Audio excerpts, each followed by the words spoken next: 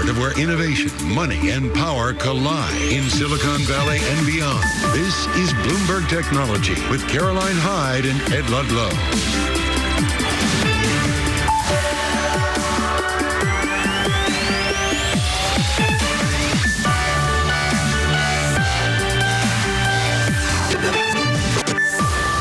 Live from New York, this is Bloomberg Technology. Coming up, Nvidia says its new chips are on track, but the rush to get the product lineup out the door is proving more costly than expected.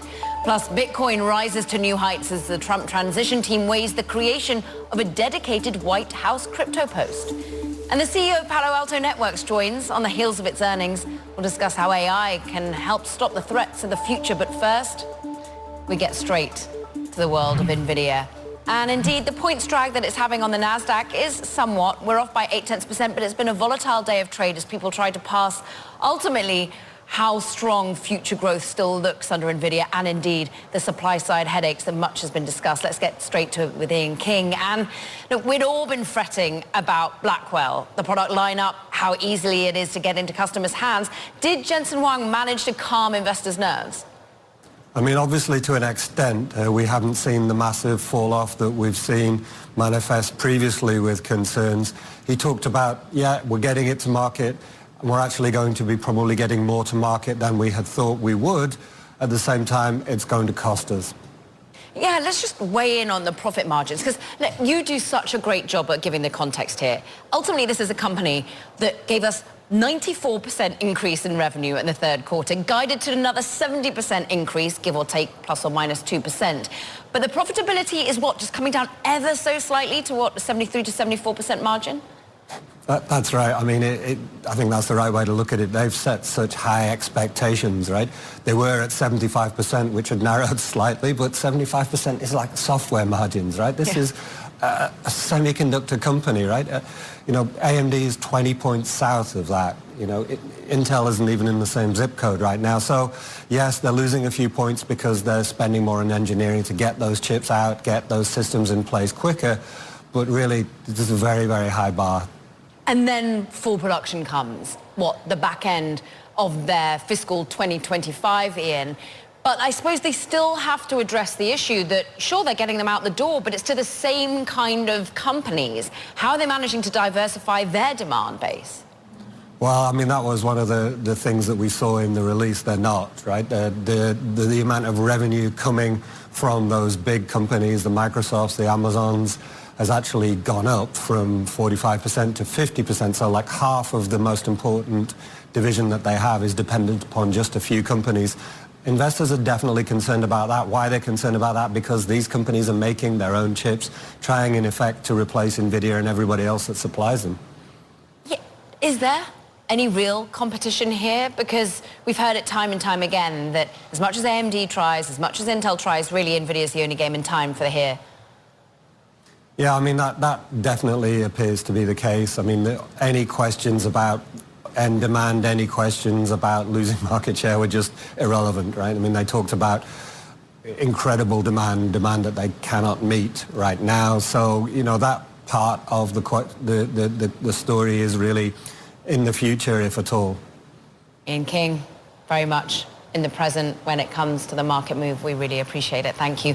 Look, let's get you more context on what it means to the rest of the market. Ipek Özgedeskaya is with us, senior analyst at Swissquote. And Ipek, we turn to you for the broader market implications, because we were anticipating as much as a $300 billion market cap swing, up to 8% move higher or lower. Actually, a lack of volatility must be a slight sign of relief. Well, actually, it is, because there has been a few red flags in yesterday's report, as Ian was just talking about. The pressure on the productivity levels due to the manufacturing challenges for the Blackwell chip is one of them. The fact that the big technology companies make up to 50% of Nvidia's revenue is another sticky point.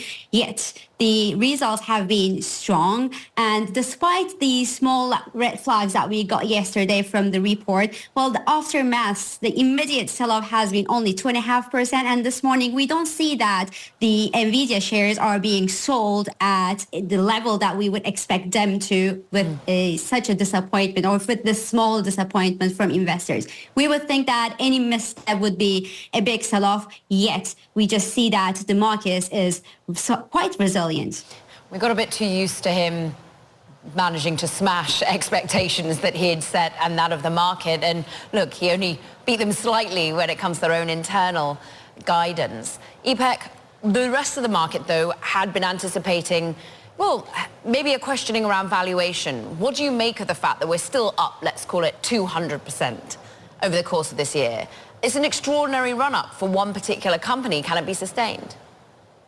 Well, it is absolutely an extraordinary run-up. And now we are questioning the valuation levels, especially if the demand started to slow. This is not the case right now, but at some point we expect that the demand from the big technology companies will start slowing. And because this is a big chunk of the company's revenue, that's going to be a headache. There's another thing. Right now, the competition is not a problem because Nvidia's got the most expensive but the most premium chips. They've got the best performance, and the big technology companies are looking for those. But if the demand was to slow for the big technology companies, then Nvidia will have to find other customers. And these other customers may not be looking for the premium solutions. They will be just looking for the solutions to manage their day-to-day businesses and increase their productivity and decrease their costs. But they would also opt for maybe more cost-efficient and, well, slightly more affordable chip solutions than the Nvidia offers. And I think that that's going to be a major issue.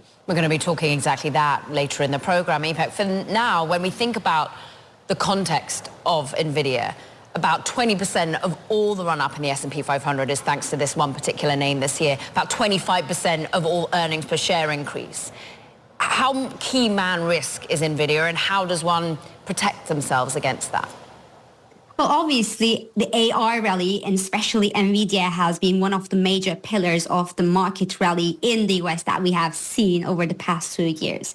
So any lack of appetite for Nvidia from now on is going to have a negative impact on the market sentiment. Now, we have seen the AI rally broaden toward other sectors, other non-technology sectors. But it's worth noting that this company has added so much upside pressure to the S&P 500. So anything less than, so any kind of loss of momentum here will obviously be, well, quite negative for the S&P 500, especially knowing that the S&P 500 today is struggling near its all-time high levels. So when you're sat ultimately in Europe and you're thinking about a global perspective here, should people be broadening out when it comes to just Magnificent Seven, let alone just Nvidia, let alone just US bets on technology? Well, when it comes to technology, I really believe that the US is still in a very dominant position. So you wouldn't be going to Europe for technology solutions. There's one place that we actually like, and that's Japan, especially given that the government there is going to give some more support to their technology industry. So in terms of geographical diversification, Japan could be a good solution. There is China as well that we had been looking at, but we are still not positive for China because, well, the chip war has weighed greatly on sentiment and on the progress of the technology advancements there. So we are not really looking at China right now. So one place that investors could be looking at would be Japan. But other than that, the US is still in a very dominant position. So if you want to invest in tech, well, the first place you would like to go is the US, because this is where you have massive upside potential. So Ipek, the clients that are calling you, are they saying they want to add to Nvidia, for example, as a name at these particular levels, or do they just keep their exposure where it is? Well, to be perfectly honest with you, I don't have clients who would like to sell Nvidia, but at the current levels, people are more skeptical about entering into the Nvidia shares. What I mostly hear is what level would be a good entry level if we start seeing a price pullback from the actual level. So people will still be buying Nvidia shares from this point on, but they're still at these valuations, at this point in time, they will be looking for good entry levels. Is there other names smaller chip rivals that you've thought would be a better entry point? Well, I think that AMD is at a good position right now. Well, obviously, they do not offer the same potential and they do not offer the same margins than Nvidia does. But its share price have come down quite significantly to offer an interesting entry point at the current levels. It's also to be said that AMD is about to launch two powerful chips, one for the end of this year and one for next year. And what's interesting with AMD is they may not be as powerful and premium as Nvidia chips, but they're clearly going to be more cost efficient. And there are many, many sectors and companies out there that will be looking for more cost efficient and more affordable solutions. And AMD could actually help filling that gap. AMD currently trading at 41 times future earnings compared to about a 50 times for Nvidia. Ipek Oskudeshka, thank you so much for your time, senior analyst at Swissquote. Now coming up, Bitcoin, nearing $100,000 as the Trump team is looking towards creating a new crypto role. More on that next. This is Bloomberg Technology.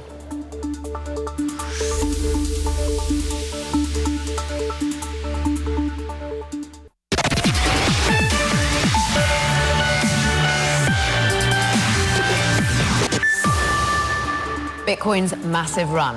Well, it's seen the digital asset edging now towards $100,000. This, as the Trump team is said to be mulling over creating its first ever crypto role that would oversee cryptocurrency policymaking. More Bloomberg's Kaylee Lyons joins us now. So just what is being weighed right now? Well, a lot of it, Caroline, is still up in the air. Yes, this would be the first crypto-specific role in the White House, and in many ways, this would signal that Donald Trump was serious about the crypto-related promises he made on the campaign trail, which, of course, included making the U.S. the Bitcoin capital of the world, firing the current chair of the SEC, Gary Gensler, and he also had said he wanted to make the first ever crypto presidential advisory council. So in some ways, it shouldn't be all too surprising that he is looking at a role like this, but it's not abundantly clear at this time what form this would actually take, if this is going to be an actual White House staff position or just someone who is more of a crypto czar, quote unquote, if you will. I was speaking to a source on this morning who said, yes, this is all very up in the air. They are seriously looking at this, but it's just not clear what kind of power would come with this role. If they are going to have actual staff reporting into them, for example, if they will just be advising, or if this really ultimately is going to be about liaising and coordinating. And by coordinating, I mean all the different parts of government that are involved in overseeing crypto here. So between the White House and Congress, who would actually write digital asset legislation, or the White House and other agencies that have jurisdiction over this, like the CFTC and the SEC. And I would just point you, Caroline, to the tweet from Kristen Smith, the CEO of the Blockchain Association yesterday. She posted on X and she said, look, the crypto czar idea, quote unquote, is a great idea, but ultimately they can only actually do things if there is a strong Secretary of the Treasury and SEC chair to go along with that. And of course, Caroline, we have not gotten picks for either of those roles from the president-elect yet. So a lot of this is signaling, Kaylee, but just remind us on the campaign trail, some of the promises to make the US the crypto capital of the planet, to make mining ever more focused here in the United States, to have even, well, a reserve of Bitcoin. Is that necessary to have Congress make moves, or can this be done from an executive order from a White House only led position? Some of it can, in that the president obviously has the power of appointment. So he could put in place a more crypto-friendly SEC and CFTC chair who would be more lenient with the industry, perhaps, than we have seen in the Biden administration. But a lot of this will come down to Congress as well. It was actually part of not just Donald Trump's campaign platform, but it was in the Republican Party platform that was adopted at the convention in Milwaukee this summer, that they want to end what they call Democrats' un-American crackdown on the industry. So that would signal that this is kind of more of a government-wide effort than just what's going to be coming out of the White House. And Congress will be really important here, as they have the law-making power in terms of actually delineating jurisdiction between these different agencies that kind of have been jockeying for control over it. And the chairmanship of the House Financial Services Committee is something we should pay attention to. It's going to be decided in the next few months as the 119th Congress comes in. Chairman currently, Patrick McHenry, is going to be leaving the House, and there's kind of a three-way battle going on between Congressman Bill Barr, Andy Barr of Kentucky, Bill Huizenga of Michigan, and French Hill of Arkansas, who currently leads the subcommittee specifically on digital assets. And so whoever is chairing the Financial Services Committee will have a lot of control over the shape of the legislation that ultimately could work its way through Congress. And that's going to be what a lot of the industry's lobbying time is spent specifically on. And industry lobbied going into these elections, and it worked. I mean, the money that was put to work backing crypto-friendly Congress people is important, right? Absolutely. I mean, you look at PACs like Fair Shake, for example, that deployed tens of millions of dollars in some of those key congressional races, including, for example, a successful ousting of the current chair of the Senate Banking Committee, Sherrod Brown of Ohio. He was ousted not just by any candidate, but a crypto entrepreneur himself in Bernie Moreno, the incoming Republican Senate designate or Senate elect. So that is going to be really interesting to watch. As I mentioned, the House Financial Services Committee, the Senate, of course, is going to be where a lot of the uphill climb has been historically when it comes to advancing the interests of the crypto industry. And Tim Scott will now be taking over as the Senate banking chair. I would just point out that the ranking member could very well be Democratic Senator Elizabeth Warren, who faced a crypto opponent of her own, but won ultimately her re-election race. And she may have a little bit of a role in at least effort in attempt to pull back some of the efforts to advance the industry's interests. But the crypto money that was active in this election cycle has no sign that it's going anywhere. Now that they've proven that they actually can make a difference in outcomes here, we'll be watching to see how this PAC and other interest groups and the others individuals who were contributing to it, think Mark Andreessen, for example, or Brian Armstrong, how active they will be in the midterms in 2026 and then ultimately in the next presidential cycle in 2028. Always pushing us forward, Kayleigh Lyons. We thank you. Now let's talk about artificial superintelligence. Perhaps it's not far off. Last month, SoftBank CEO Masayoshi Son predicted that it would become a reality by 2035. Well, former Google CEO Eric Schmidt, who is out with a new book on artificial intelligence, says it might be coming even sooner than we think. Take a listen. It's probable that we can build systems that are, the technical term is super intelligent, where you have a single system that is at the 90th percentile of physics, math, chemistry, and arts and so forth. No human can do that. It looks like these systems will be not only available in the next 5 years, because we already have examples of passing these tests already, but also that they'll be broadly available for all of society. A bit more on AI now, because happening today in New York, the Evident AI Symposium, where some of the most senior leaders of the world's banking and artificial intelligence areas came together. They're discussing the realities of AI adoption in the banking sector based on the latest data from the Evident AI Index. It's a global standard benchmark for AI maturity in banking. I sat down with JP Chase Chief Data and Analytics Officer, Teresa Heizenrather, and asked if, look, the efficiencies from AI are the #1 return on investment. Take a listen. The magic question is, what's the return, right? And the answer is very, very difficult to quantify. And I think at this stage of the game, the return is a little bit of efficiency for a lot of people every day, but not something that you can actually hang a number on, right? So I think that the next generation of where we see this heading is, rather than just using it to help you write your email or summarize a document, is when we start to plug the technology into knowledge bases.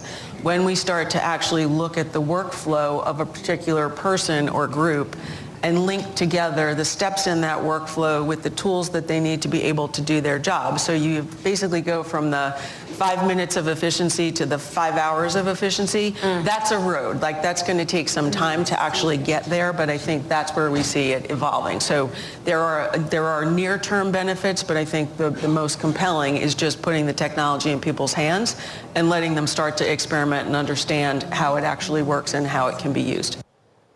JP Chase Chief Data and Analytics Officer, Teresa Heizenrather there.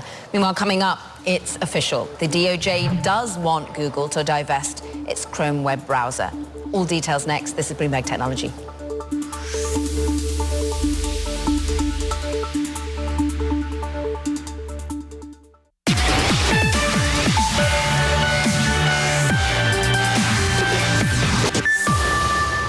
The Justice Department and a group of states do indeed suggest that Google may have to divest its popular Chrome web browser and impose limits on its Android operating system in order to address antitrust concerns, all confirming earlier reports by Bloomberg. For more now, Bloomberg's Leah Nyland joins us, and it was your reporting that ultimately has been confirmed. Just talk us through how realistic still this divestment would be.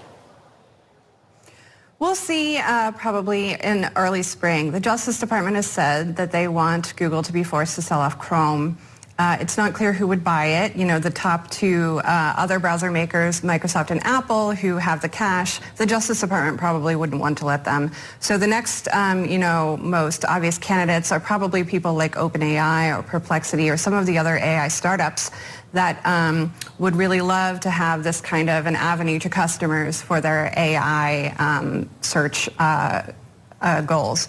Other things that the Justice Department put in there is that they want Google to have to license a lot of its data. That's probably a more realistic thing that would have to happen, and it would definitely give a boost to other search engines and possibly AI startups who would now not have to scrape the web themselves. Alphabet, once again, one of the key drags on the NASDAQ today. Investors worried about this. Alphabet itself worried about it, coming out and still once again trying to say that this is a radical turn of events if imposed. How complex is it to actually see a company sell off such businesses? And how much do we have to now wait for the legal maneuvering to play out? They now have, a couple of months to respond? Yeah, they have until next month to respond, and then the Trump administration in March gets to have another reply. So if the Trump administration wants to change this proposal a little bit, they are allowed to. We probably won't have a decision from the court until next summer. The judge has promised that he will rule by August 2025, but then Google says it will appeal. That'll take another year. So at the earliest, we're looking at them having to do this in probably 2026. But I think people are recognizing that Chrome is actually pretty important to Google's business. It is, an avenue through which a lot of people access its search engine, but it also is how Google collects a lot of the data that underlies its advertising. Whenever a user logs in, it keeps a lot of information about the browser history, where people are going online, what they're looking at, and then Google uses that data to help sell advertising. So this could have knock-on effects to how some of Google's core businesses. Leah Nyland, appreciate the update. Thank you. Now it's time for Talking Tech. And first up, we're talking PDD. Shares, as you see, plunging after warning that its profitability will trend downwards over time because of intensifying competition in its home market, of course, of China. PDD, which competes with Alibaba and its team, is struggling to catch up with unspecified rivals because of the lack of expertise. Speaking of which, Alibaba has appointed veteran executive Jiang Fan to oversee its entire online e-commerce operation. Now, Jiang will lead a newly created department that consolidates Alibaba's online shopping assets, making him the most powerful person in the company after the CEO and chairman.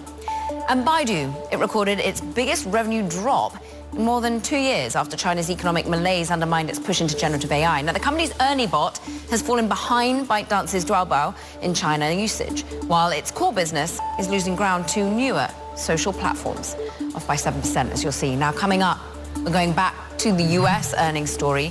Nvidia, the impact on the chip sector at large, we're currently off by 1.3%, 1.2% for the world's most valuable publicly traded company.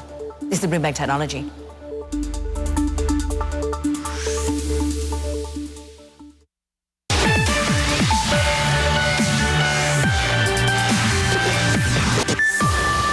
Welcome back to Bloomberg Technology. I'm Caroline Hyde in New York. Let's get back to it. Nvidia's earnings.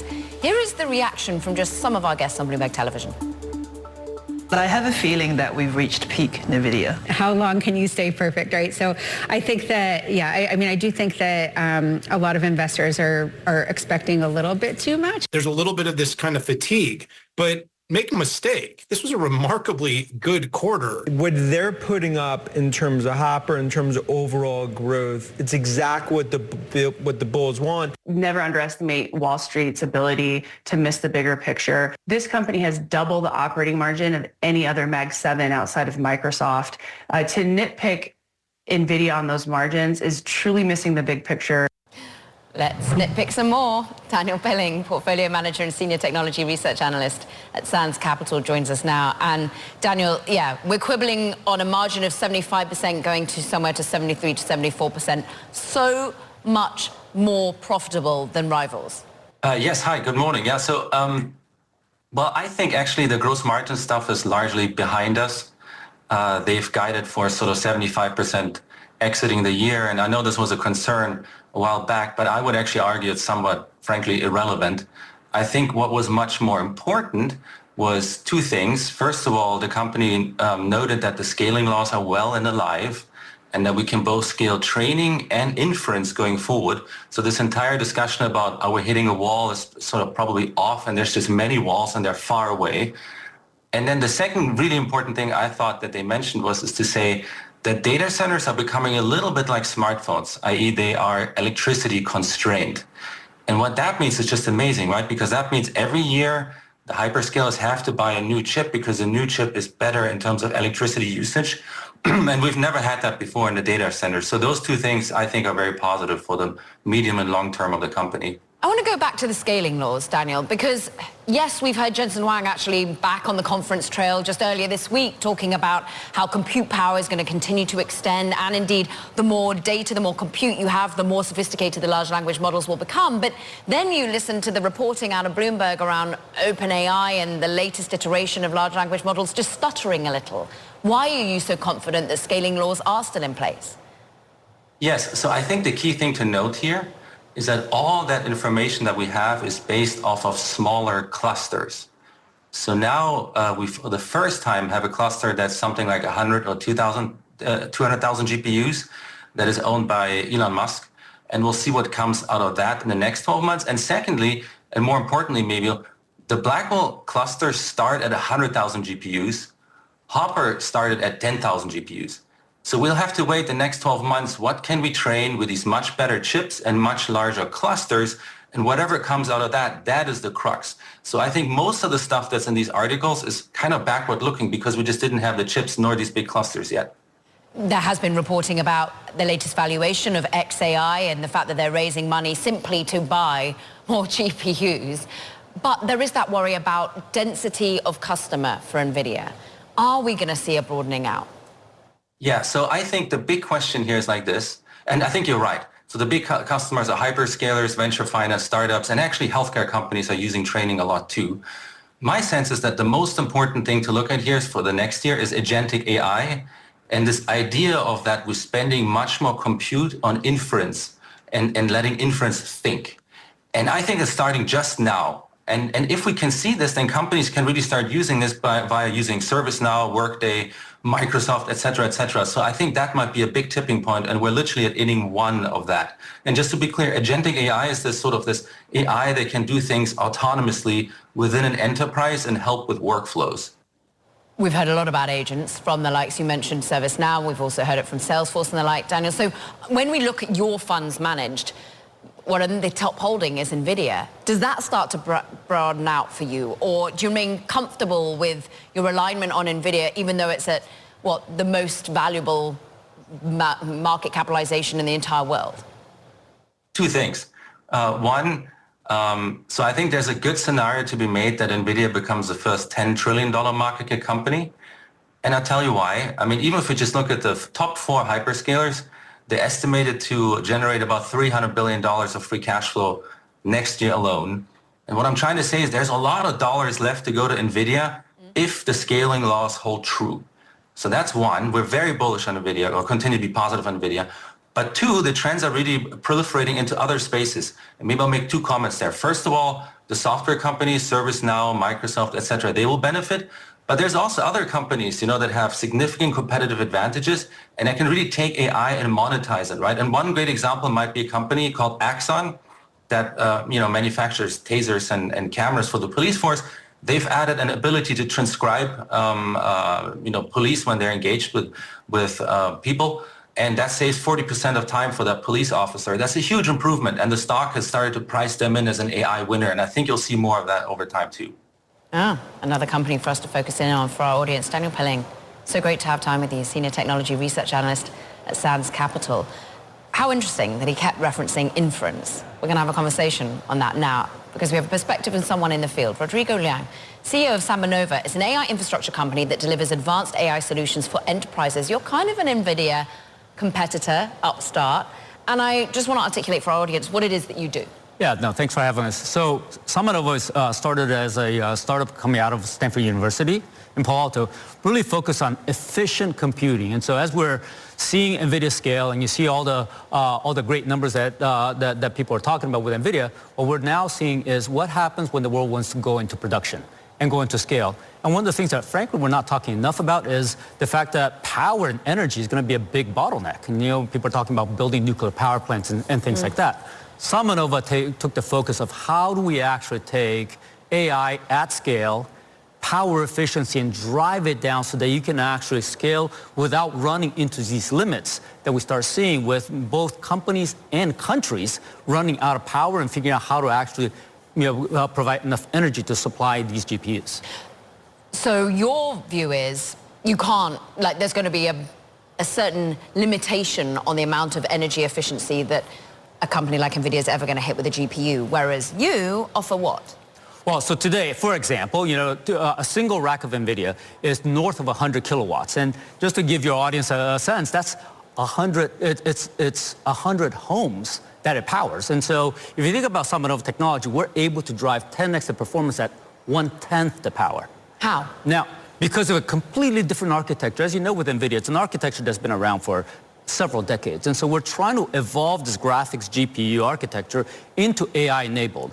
Now, for inferencing, there's so many new techniques that you can actually apply because you don't need to do all the heavy computing that training requires. And so you're able to drive a much, much lower footprint in terms of power, in terms of cost, in terms of space, which ultimately is required when you're actually going to scale. And my belief is AI inferencing is going to be 10 times more of a footprint than training. And so I think we're going to have to think about how to be energy efficient, how to be cost efficient before it gets to the scale that everybody gets to have it.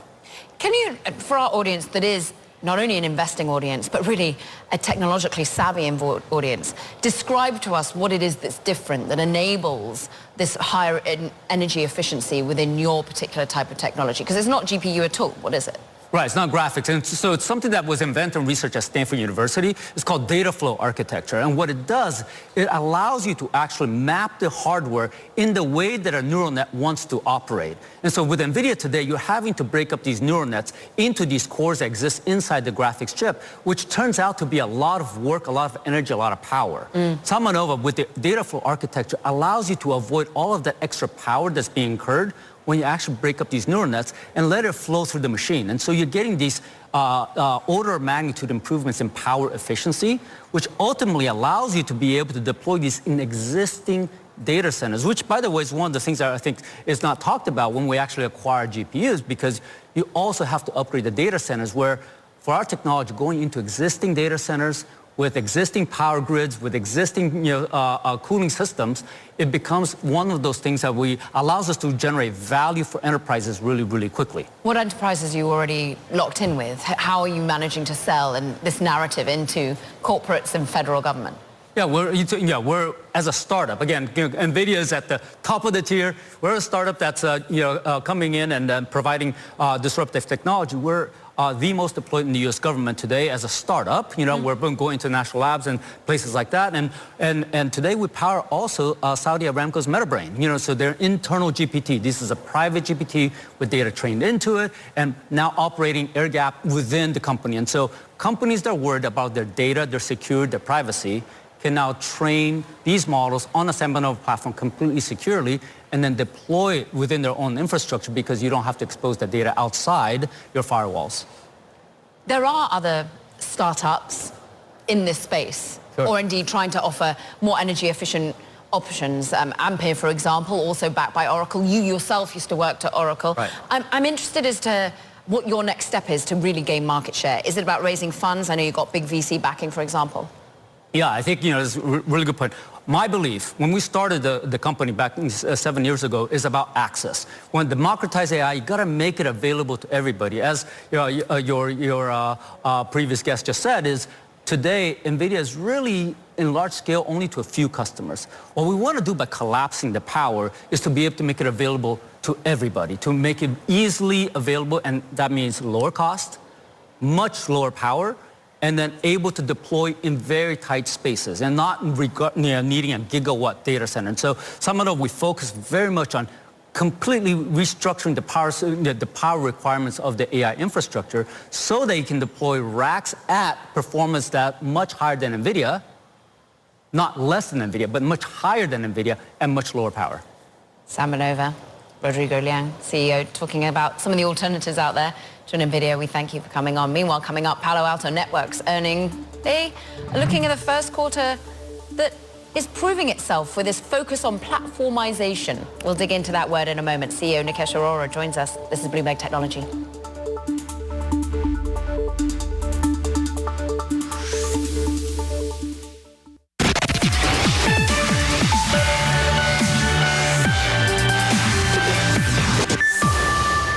Cybersecurity company Palo Alto Networks releasing earnings after the market Wednesday. And look, we're seeing revenue climbing 14%, earnings climbing 13%. We're seeing a focus on platformization and also a stock split. We're currently up 1.25%, but let's get to the details with the CEO, Nikesh Arora of Palo Alto Networks. We've had some volatile trading, but the market now pushing you higher, and I'm just interested on the nuance. You are trying to tell a different story to your investors. You're talking about platformization, you're talking about bundling, but still they want to turn to your billings number. How do you manage to get that across to them that stop looking at it? Because there was a little bit of worry about billings. Well, first of all, thank you for having me, Caroline. I appreciate you saying the word platformization because this is something we've been trying to tell the market. I think we are seeing a sea shift in the cybersecurity industry where people are tired of buying point products which are not solving the problem of today. You have to make these products work together. And I was listening to the conversations before this. Everybody's talking about AI. AI in our business means things are going to happen faster, attacks are going to happen faster, you're going to have to resolve them faster, which means you need a common language, you need common data, which actually points towards integration and stuff that works together or points towards platformization. A cloud platform strategy that seems to be earning you plenty of companies. What is it? Cumulative, you got 1,100 platformizations. Yes. Ultimately, is that more valuable? Is that more revenue generating? Because people are worried that maybe within this bundling there is some discounting going on. Well, I think it's important to understand, once you deploy a platform and it works well for you, you're not going to replace it. So we've coming from an industry where, if you look, we've had companies that have worked well for 8 or 10 years, but they've been through a cycle, and then you have to replace them with a net new set of vendors because the last ones didn't stay innovative enough. And what we're trying to do is we're trying to stay evergreen, we're trying to be innovative, and we're trying to make sure we embed the platform as part of your security solution, that you logically come to us for the next piece of innovation, and you don't have to go through a huge process of constantly transforming your security estate. Today, more customers have security transformation projects on tap than any other technology transformation because the security landscape is constantly changing. Let's talk about the cyber landscape and whether it changes with a new administration. Is there going to be more consolidation? Is there going to be more deal making from you? Look, I think you could parse that in different ways. I'm watching it like everybody else and saying it sounds like we're going to see the new Doge go out and do a lot of cost cutting and deploying a lot of technology. Now, traditionally, the federal government in the United States has been slow to adopt new technology, rightfully so perhaps because they want to sense their way through it. But as you see efficiency, as you see technology investment happening, it has to be secure. So I think security gets a knock-on benefit if we actually see a technology wave coming from an administrative perspective. Do I expect regulations to get easier? Possibly. From an M&A perspective, do I expect that things will move faster? Hopefully. So I think generally it should sort of bode well for all of us in technology, but we'll all find out. We'll wait and watch. Look, as you innovate, as particularly within the world of generative AI, we manage to get more sophisticated cyber protection. You're also getting more sophisticated hackers. The US government has just flagged some flaws with Palo Alto's own products that might have been exploited by hackers. Can you just tell us a little bit about whether that was a realistic one for you, what patches have been made? Well, look, what happens is because we're coming from a hardware industry where we sell products, customers deploy them, there's a long product cycle, and you've seen this across the industry. At any point in time, there's always some bug that is out there that needs to be patched and fixed. So we're very good about making sure we work with our customers. We have full visibility into who has what product. We're able to work with them to patch those things. I think as we move from a hardware-based solution business to a software business, which the world is moving to, that becomes a lot easier to fix. So I think software beats hardware from a security recency perspective all the time. So as the world transforms there, we'll see less and less of that in the future. As the world transforms, everyone becomes an investor, retail community as well. Talk to us about your 2-for-1 stock split. You're already up, 30% on the year. Is that why you split it out? Is it about giving more access? Well, we want to make sure that there is ample access to our stock to retail investors. 5 years ago when I started, we were a sort of a niche name in the cybersecurity industry. We're delighted that we are now part of the general conversation. We want to make sure everybody has access to our stock. Well, for now, we'll currently see it's going to be action in a 2-for-1 stock split. We'll see how much adoption there is around that. But Nikesh Arora, on the fundamentals and some of the share moves, CEO of Palo Alto Networks, we appreciate your time today. Thank you. Coming up, more earnings. Snowflake giving a pretty strong outlook for its product sales growth. We dig in. This is Bloomberg Technology.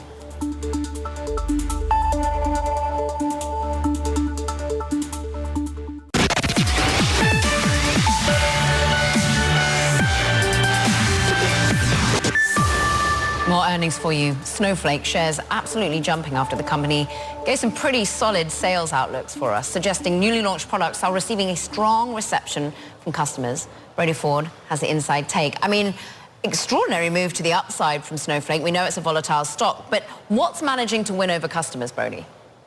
In software right now, the big question is who gets left behind in the age of Gen AI? For a long time, investors worried that Snowflake was focusing on maybe a too narrow slice of the data market. This service is used to kind of organize and analyze all your data. And Snowflake is successfully making an argument that no, in the era of Gen AI, when folks need to understand such a wide array of data and turn it into interesting applications, we will remain a platform where they spend their money and make their decisions. And so that's what investors are reacting to in these results. They organize, they analyze your data, but when it comes to unstructured data, they're having to make purchases here. It's a bit of M&A.